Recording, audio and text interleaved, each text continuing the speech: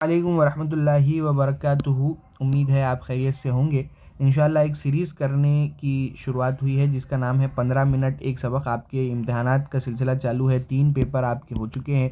अब आपका सिर्फ पॉलिटिकल साइंस, हिस्ट्री और सोशोलॉजी बचा हुआ है। उम्मीद है आपके पिछले 3 पेपर भी अच्छे गए होंगे। अगर कुछ कमी बेशी रह गई है तो कोई ज़्यादा टेंशन लेने की बात नहीं है। 3 पेपर अपने बचे हुए हैं, 3 पेपर में भी आप कवर कर लिए तो इंशाल्लाह आप जो है तो अच्छे नंबर से पास हो जाएंगे। 15 मिनट एक सबक सीरीज़ करने का मकसद क्या है कि आजकल शॉर्ट्स का दौर है, आजकल रील का दौर है, तो जो है तो कम समय में आपको ज़्यादा मालूमात दे लेने का जो है तो आदत हो चुकी है। इसलिए सोचा है कि 15 मिनट में एक सबक कवर कर देंगे, जिसमें मैं सिर्फ MCQs नहीं करूँगा, यानी जो MC खाली जगह जोड़ियाँ हैं वो नहीं छोड़ूंगा, नहीं जो है तो वो बताऊँगा, वो आप अपने तौर पे याद कर लीजिए। सवालात व जवाबात जो है आपके मुख्तसर मुफस्सल और जो नोट रहेंगी वो इंशाल्लाह हम इसमें कवर करेंगे, जिसका मैं सिर्फ इसमें की पॉइंट्स बताऊंगा। आप उसको जो है तो किताब सामने रखिए, आपके सवालात खोलिए और ये जो है तो वीडियो देखते जाइए। मैं इंशाल्लाह इसकी PDF कमेंट बॉक्स में या डिस्क्रिप्शन में दे दूंगा, आप वो आपके फ़ोन में डाउनलोड कर दीजिए और उसको भी सामने रखिए। ये वीडियो देखने के बाद उसको ज़बानी एक बार पढ़ लीजिए, इंशाल्लाह आपके पूरे सबक क्या हो जाएंगे, इसमें कवर हो जाएंगे। आज इसमें पहला सबक की हम इसमें शुरुआत करेंगे। पहला सवाल है आपका सवाल नंबर 4, जहाँ से सवालात और जवाबात का सिलसिला शुरू हो रहा है। उसमें है अपने राय का इजहार कीजिए। उसमें इंसान दोस्त मदाखलत, पहला सवाल जो है ये 2 नंबर के वास्ते आपको नोट में भी पूछ सकता है। देखिए पहले लफ्ज़ पे गौर कीजिए, मदाखलत। मदाखलत के क्या मीनिंग होते हैं? किसी चीज़ में दखल अंदाजी देना, इसको क्या बोलते हैं? मदाखलत। इंसान दोस्त यानी दोस्ती के ताल्लुकात में मदाखलत पैदा करना, समझ रहे हैं? आपकी दोस्ती पैदा करने के वास्ते भी लोगों के बीच में क्या करना? मदाखलत, दखल अंदाजी करना, जिसको बोलते हैं ना दो लोगों के दरमियान में झगड़े हो गई तो बीच में क्या करता है एक तीसरा आदमी? कंप्रोमाइज़ करने के वास्ते दोनों के बीच में आता है, जिसको क्या बोलते हैं? मदाखलत। जवाब का पहला पॉइंट देखिए कि ममालिक के दरमियान मदाखलत ताकि इनके दरमियान मौजूद तनाज़ात को ख़त्म किया जा सके, यानी जो दो ममालिक के दरमियान या 2 से ज़्यादा ममालिक के दरमियान अगर कोई तनाज़ा या झगड़ा चल रहा तो उसमें मदाखलत करके उनके दरमियान के तनाज़ात को क्या करना? ख़त्म करना। हुकूक़ इंसानी की पामाली को रोका जा सके, जो इंसान के हुकूक़ को छेड़ा जा रहा है, छीना जा रहा है, उसकी पामाली को रोका जा सके, यानी लोग ममालिक को उनके हुकूक़ दिए जा सके। UN अक़वाम मुत्तहिदा का भी यही काम है। UN जो आपकी यूनाइटेड नेशन, जिसे उर्दू में अक़वाम मुत्तहिदा कहा जाता है, उसका भी काम क्या है? लोगों ममालिक के दरमियान अमन पैदा करना। अक़वाम मुत्तहिदा की क़याम अमन फ़ौज का मकसद ही ममालिक के दरमियान अमन क़ायम करना। ये तीसरा पॉइंट। अक़वाम मुत्तहिदा की क्या है? जो क़याम अमन फ़ौज है उसका मकसद भी यही है, न सिर्फ अमन बल्कि ऐसे हालात पैदा करना जिससे झगड़ा दोबारा पैदा ही ना हो, यानी ऐसे कंप्रोमाइज़ करना और ऐसा हल निकालना उनके झगड़े का कि बाद में क्या होना? दोबारा झगड़ा पैदा ही नहीं होना। फिर है 1990 से इंसानी दोस्त मदाखलत में इजाफा हुआ, यानी 1990 की सदी के बाद से क्या हुआ? इंसान दोस्त मदाखलत में जो है तो इजाफा हुआ। और इसका काम कौन करे? मेन यूनाइटेड नेशन यानी अक़वाम मुत्तहिदा। अगला सवाल है देखिए आपका, बैनुल अक़वामी सियासत में इलाक़ाइयत। इलाक़ाइयत किसको बोलते? इलाक़ाइयत के मीनिंग क्या हुए? रीजनलिज़म, जिसको इंग्लिश में बोलते। देखो रीजन, आपका कौन सा रीजन है, आपका कौन सा इलाका है, यानी कई ममालिक मिलके जब एक जगह आकर एक इलाके की निस्बत के ताल्लुक़ से कुछ तंजीमें बनाती तो उसको क्या बोलते? इलाक़ाइयत। देखिए पॉइंट इसमें, कुछ ममालिक एक जगह मुत्तहिद होकर एक तंजीम बनाते हैं जिसे इलाक़ाई तंजीम और इलाक़ाइयत कहते हैं। मिसाल के तौर पे जैसा एशिया के अगर लोग हैं, एशिया में जितने ममालिक आ रहे वो एक जगह आकर अपनी एक तंजीम बना रहे तो वो क्या हो गई? इलाक़ाई तंजीम, इलाक़ाइयत हो गई। बातचीत यानी मुज़ाकरात से इस अमल की शुरुआत होती है।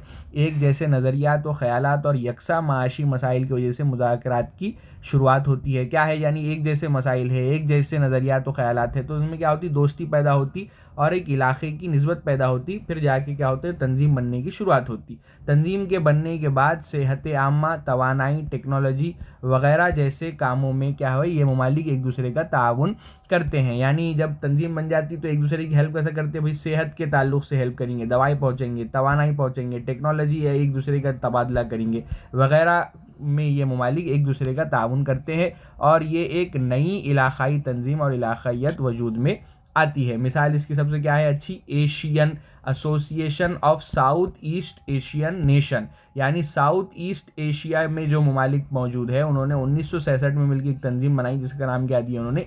एशियन। आप मिसाल लिखते अगर तो बहुत अच्छी बात है। अगली क्या है, नाटो है, नॉर्थ अटलांटिक ट्रीटी ऑर्गेनाइजेशन, जो 1960 में बनकर कायम हुई। सवाल नंबर 5 है कि मिसालों के ज़रिए सॉफ्ट पावर की वजाहत करो। देखिए, दो किस्म की पावर होती है, एक है आपकी हार्ड पावर और एक है आपकी सॉफ्ट पावर। हार्ड और सॉफ्ट देखिए दोनों लफ्ज़ों से ही जो है तो आपको इनके मीनिंग का पता चलता है। अभी देखते हैं, पहला पॉइंट देखिए, अमरीकी माहिर तालीम जोसेफ नाई ने दिया ये तस्वुर, यानी अमरीकी माहिर तालीम जोसेफ नाई ने ये दोनों पावर का तस्वुर दिया। हार्ड पावर किसको बोलते हैं, देखिए नाम समझ में आ रहा है कि जो मुल्क जो है तो ज़ोर ज़बरदस्ती करके जो है तो लोगों के ऊपर अपना असर छोड़ना चाहता है, उसको क्या बोलते हैं, हार्ड पावर। और जो ऐसा तरीक़ा इख्तियार करता है जिसमें ज़ोर ज़बरदस्ती नहीं है, सिर्फ बातचीत के ज़रिए या दूसरे अवामिल के ज़रिए अपना असर दूसरे ममालिक पर छोड़ना चाहता है, उसको क्या बोलते हैं, सॉफ्ट पावर। देखिए, अमरीकी माहिर तालीम जोसेफ नाई ने दिया यह तस्वुर हार्ड पावर और सॉफ्ट पावर का।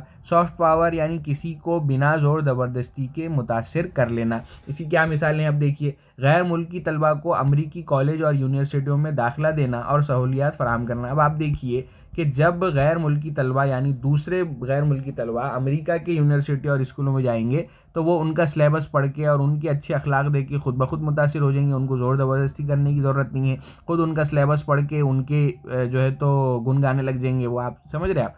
दूसरा पॉइंट क्या है कि इंटरनेट के ज़रिए दुनिया भर में अपने ख़यालात को पहुँचाना, ख़ास तौर से जमहूरियत की तबलीग करना। यानी क्या है कि उन्होंने जमहूरियत की तबलीग किसके ज़रिए की, इंटरनेट के ज़रिए, और उनके ख़यालात की तबलीग किसके ज़रिए की, इंटरनेट के ज़रिए। इंटरनेट के ज़रिए उन्होंने लोगों के कमरे के अंदर तक पहुँच गए, समझ रहे क्या आप, कमरे के अंदर एक बैठे हुए आप है और आपको क्या है, एक अमेरिका क्या जो है तो पॉइंट समझाया जा रहा है और अमेरिका के बारे में बताया जा रहा है कि उनके कैसे ख़यालात हैं। अगला क्या है, अपनी ग़िज़ाई सिलसिले को दुनिया भर में आम करना, मसलन मैकडॉनल्ड, पिज़्ज़ा हट, बर्गर किंग वगैरह। अगर आप आज प्रोज़ोन चले जाइए तो प्रोज़ोन में आपको कोई दूसरे इंडियन फूड पे इतनी भीड़ नहीं मिलेंगी जितना मैकडॉनल्ड, पिज़्ज़ा हट, बर्गर किंग और आपके जो दूसरे ममालिक के KFC हो गया, तो वहाँ के ग़िज़ाई क्या बोलते स्टॉल पे आपको क्या है, बहुत ज़्यादा वहाँ पे भीड़ मिलेगी। क्या है कि खाना खिलाकर फिर अपनी प्रीचिंग करके जो है तो लोगों को क्या करता, मुतासिर जो है तो करना है, तो इसको क्या बोलते हैं, सॉफ्ट पावर जो है तो इसको बोलते हैं। अगला आपका सवाल है, सवाल नंबर 6 जो आखिरी है, यूरोपीय यूनियन पर बहस करो और नुकात की मदद से जवाब दो। पहला नुक्ता क्या है उसमें, तारीख़, यानी यूरोपीय यूनियन की क्या है तारीख़ बताइए। बड़ा ये फैक्चुअल क्वेश्चन है, उसको आपको ज़रा याद करना पड़ेगा, फिर भी बहुत ज़रा आसान है अगर आप देख लीजिए। सर जंग के आगाज़ के बाद यूरोपीय यूनियन का क़याम की शुरुआत हुई, यानी सर जंग के आगाज़ हुआ और उसी के साथ क्या है, यूरोपियन यूनियन के बनने की भी शुरुआत हुई। 1 नवंबर 1993 को नीदरलैंड में यूरोपियन यूनियन की क्या रखी गई, बुनियाद रखी गई। 28 मुल्कों की इसमें शिरकत हुई, जिसमें से 19 मुल्कों की करेंसी को कॉमन बनाया गया है, जिसको यूरो कहते हैं। इन ममालिक को यूरो जोन कहा जाता है, यानी जो ममालिक यूरो 28 ममालिक इसमें शरीक हुए और 19 ममालिक ऐसे थे जिनकी करेंसी को क्या कर दिया गया, सेम कर दिया गया, उसको क्या बोलते, यूरो जो है तो बोलते हैं। आज अगर आप देखें तो एक यूरो जो है तो एक यूरो है वो इंडिया के 90 रुपये के मुकाबिल तकरीबन माना जाता है।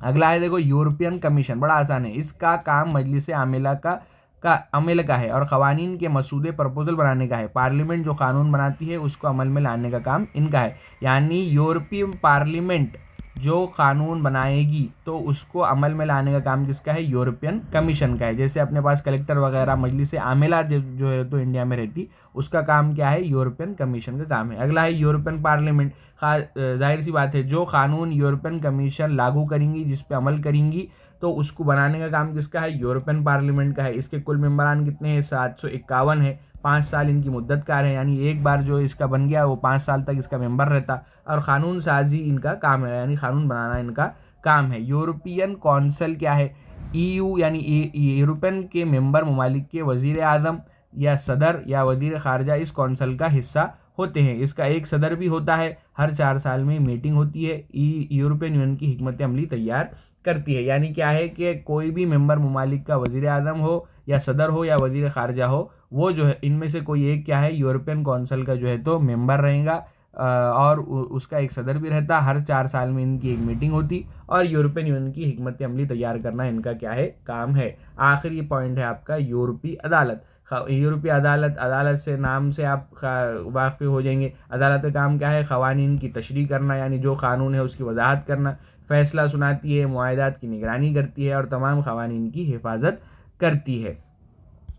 देखिए 15 मिनट से कम में भी जो है तो आपका ये सबक ख़त्म हो चुका है। सिर्फ खाली जगह आप अपने खाली जगह जोड़िया गलत जोड़िए आप अपने तौर से याद कर लीजिए और सवालात व जवाबात आपको सिर्फ करना ये है कि 15 मिनट की ये वीडियो जो है तो आप गौर से सुनिए। मैं इंशाल्लाह डिस्क्रिप्शन में इसकी PDF भी लगा दूंगा या कमेंट बॉक्स में लगा दूंगा। आप इसको गौर से देखिए और आपके पास डाउनलोड कर दीजिए और एक बार जो है तो पढ़ लीजिए। इंशाल्लाह आपको जो है तो पूरा सबक क्लियर हो जाएगा।